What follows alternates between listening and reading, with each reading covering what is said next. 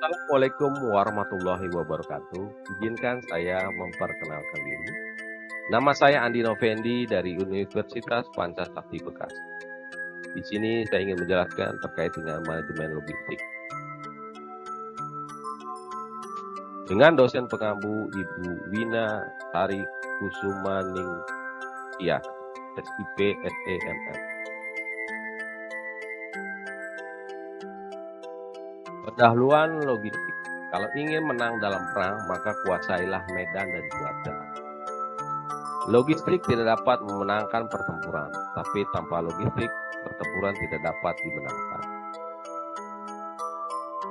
Logistik berasal dari bahasa Yunani kuno, yaitu logistikus atau logistikus yang berarti pendidik atau pandai. Dalam memperkirakan atau berhitung, atau dalam bahasa Latin yang berarti kalian berhitung. Dalam kamus Oxford mencatat logistik sebagai pengorganisasian secara rinci dan pelaksanaan operasi yang rumit. Di dunia militer mengartikan logistik sebagai ilmu pergerakan, pasokan, dan pemeliharaan tenaga militer di medan operasi. Dunia bisnis melihat logistik sebagai pengelolaan aliran material, mulai dari bahan baku menjadi bahan jadi. Adapun menurut jurnal The Workshop tahun 2000, logistik adalah proses pengelolaan yang strategis terhadap pemindahan dan penyimpanan strategis barang, suku cadang dan barang dari para supplier, antara fasilitas perusahaan dan kepada pelanggan. Menurut A. Hasim Ali yang menerjemahkan pendapat P. Bowersock, menjelaskan pengertian logistik secara modern, di mana logistik modern yaitu proses pengelolaan yang strategis terhadap pemindahan dan penyimpanan barang, suku cadang, dan barang jadi dari para supplier, di antara fasilitas perusahaan dan kepada para pelanggan. Pengertian logistik. Logistic management is the part of the supply chain process that plan, implement, and control to the efficient, effective flow and storage a good service and related information from the point of origin to the point of consumption in order to meet. Dalam bahasa Indonesia adalah logistik adalah bagian dari proses rantai pasok yang terdiri dari perencanaan, implementasi, dan kontrol agar lebih efektif dan efisien terhadap aliran dan penyimpanan barang, jasa, dan informasi terkait dari titik asal ke titik pemakai dalam memenuhi pesanan permintaan pelanggan.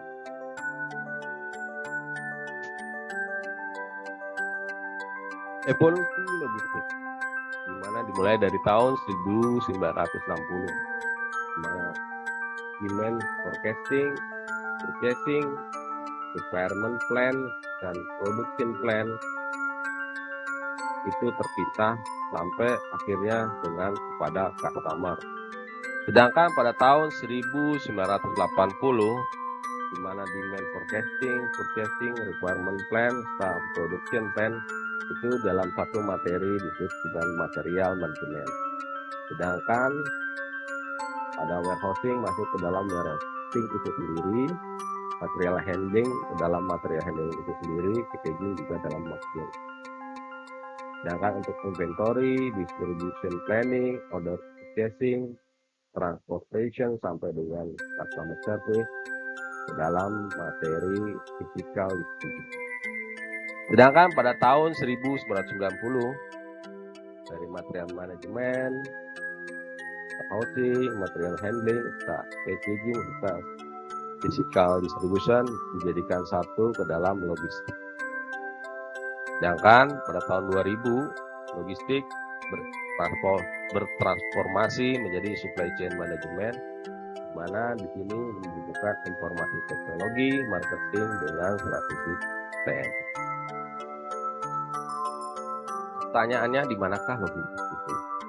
Ya, di sini dari gambar pertama adalah pengadaan bahan baku, di mana inventaris dari stok atau purchasing atau stok offline dari barang-barang.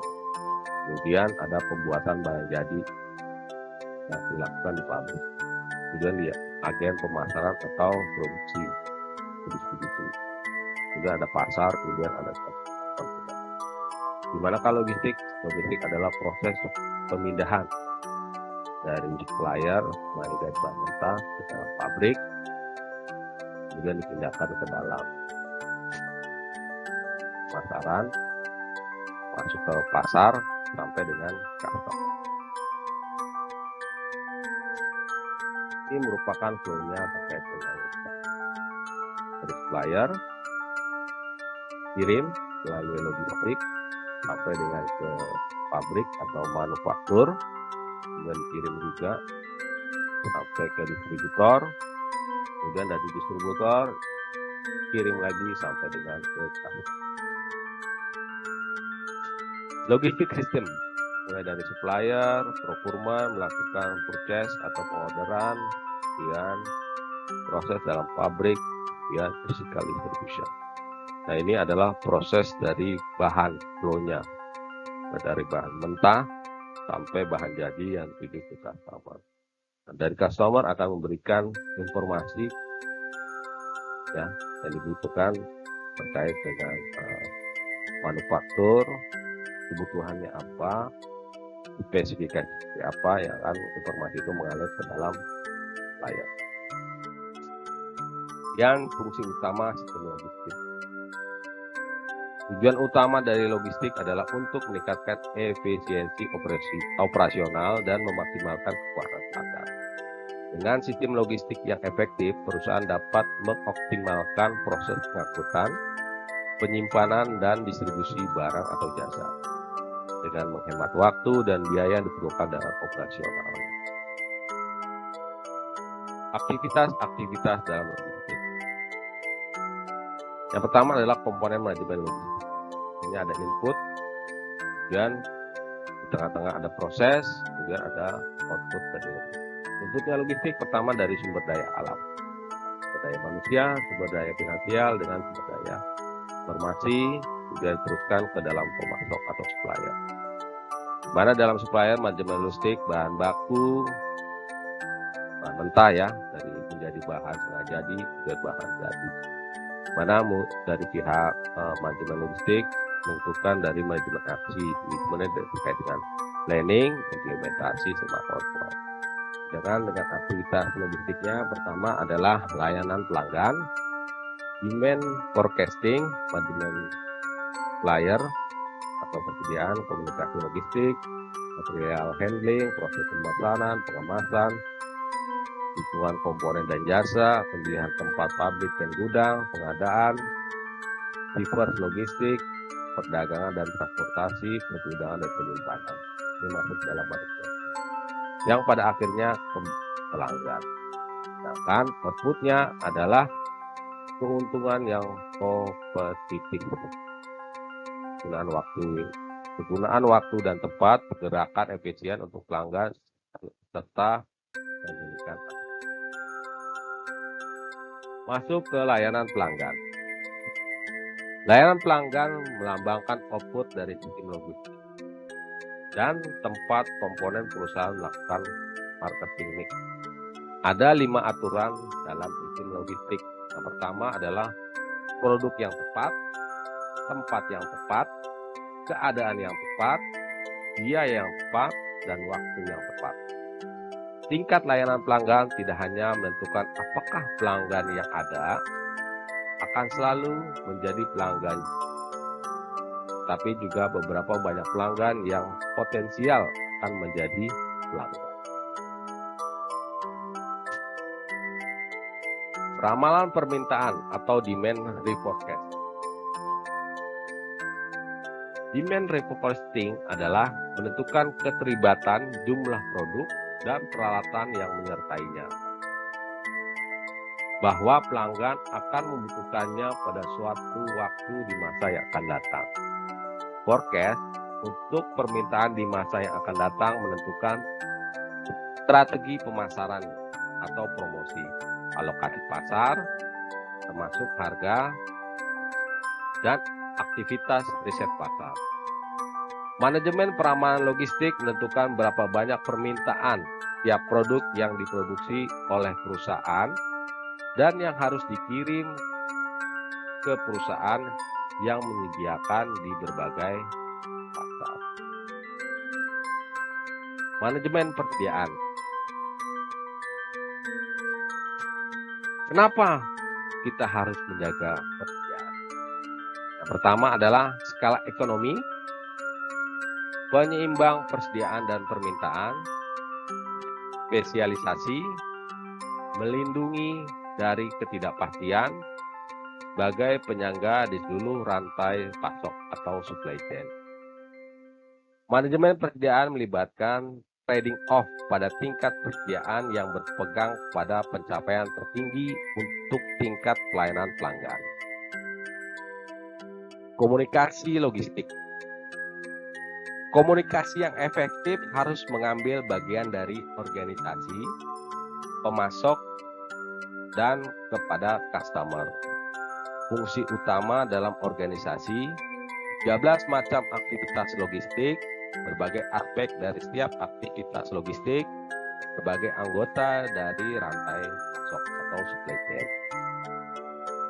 Material handling. Keuntungan dari material handling adalah, yang pertama adalah menghapuskan perawatan atau maintenance apabila itu dimungkinkan, memperkecil jarak perjalanan, memperkecil proses pekerjaan, menyediakan aliran bebas hambatan, memperkecil kerugian dari pemborosan, kerusakan, cacat produksi, dan pencurian.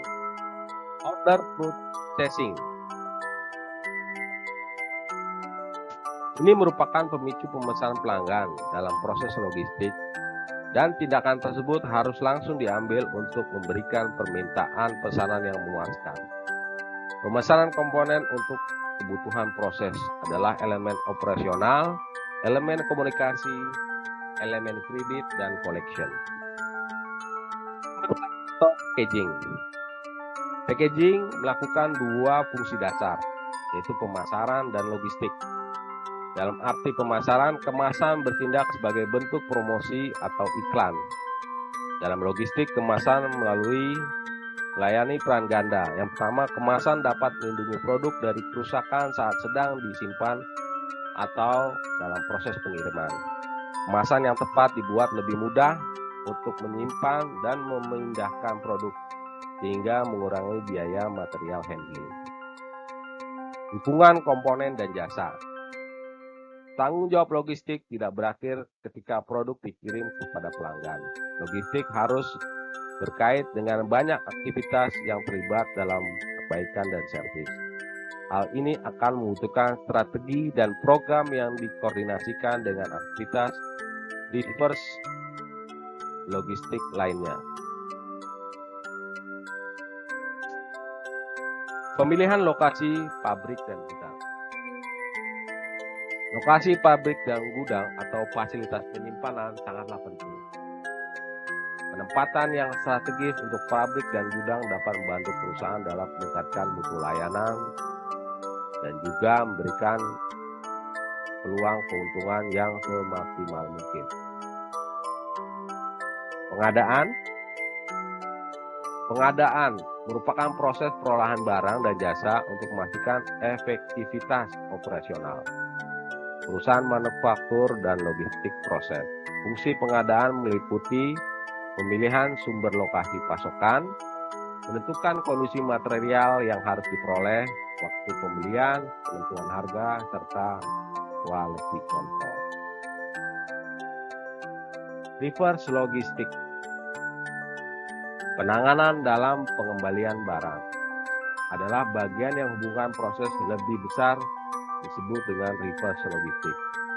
Kebanyakan pelanggan dari perusahaan industri yang mengendalikan produk untuk garansi perbaikan, penggantian, remanufaktur, atau daur ulang.